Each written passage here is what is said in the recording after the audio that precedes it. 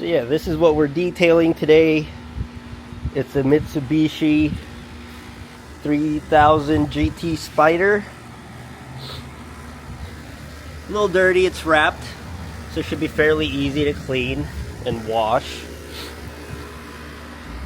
So first we're going to use a foam cannon, foam it up, and then get to washing.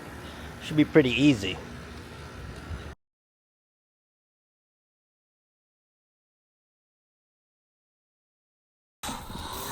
So we're doing something a little bit different here. We're using CarPro Reset to foam the car, which is what we normally do.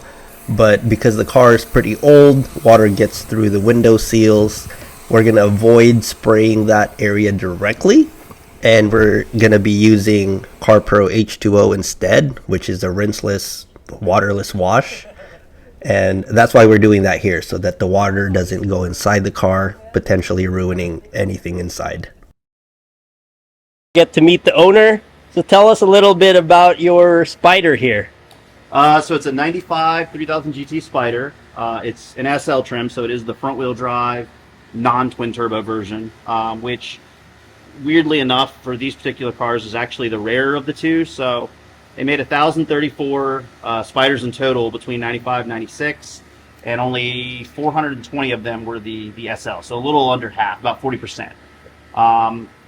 It's currently got about 39,000 miles on it. Definitely the true definition of like a weekend, like a cars and coffee cruiser. And I mean, as you can see, I've got a lot of stuff done to it. I bought it bone stock back in February of 2019, and over the course of the last 5 or so years, I've kind of slowly built it into what you see before you. Yeah, so I was cleaning the interior and I noticed a PlayStation in there. Yeah, So let's take a look at what that's about. for sure.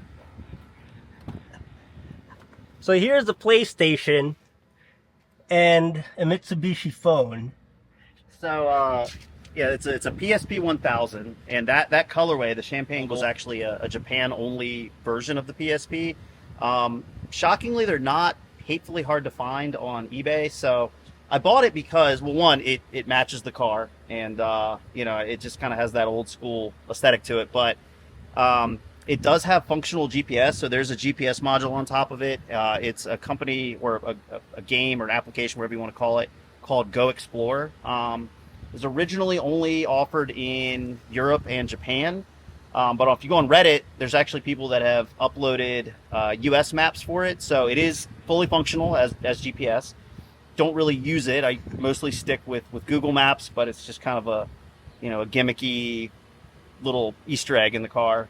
And then I also have a video game called Street Supremacy, which is part of the Tokyo Extreme Racer game series, which practically shaped me as a kid. I was obsessed with that game series. Still am. That's what the air freshener's from. That's Midnight Rose, which is one of the Wanderers from the Tokyo Extreme Racer series.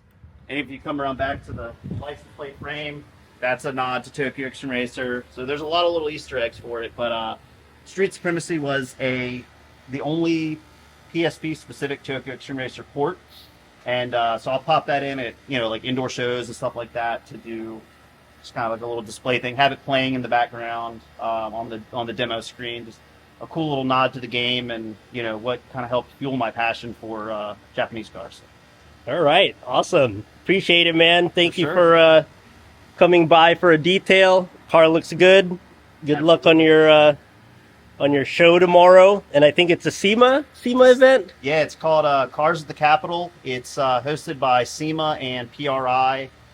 They invited me to park along with them up on Capitol Hill, and basically the whole idea behind the show is to put enthusiasts and people that are into the cars in whatever capacity, be it vendors or someone like myself that builds cars and stuff like that, in front of local lawmakers, legislators, senators, stuff like that, to advocate for the hobby.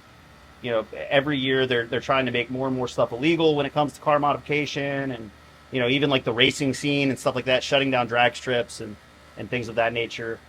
Just allows us a platform to stand on to kind of speak up for and advocate for the industry and try to keep the aftermarket world alive and well. All right, awesome. Thank you guys for watching. I'll see you on the next one. All right, so the car is all cleaned up. We used Polish Angel glissante for the body and CarPro reset for the foam cannon. Washed the wheels with CarPro Iron X.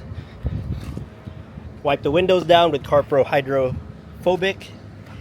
And yeah, that's about it. The car didn't need much. It was in pretty good condition, and it still is.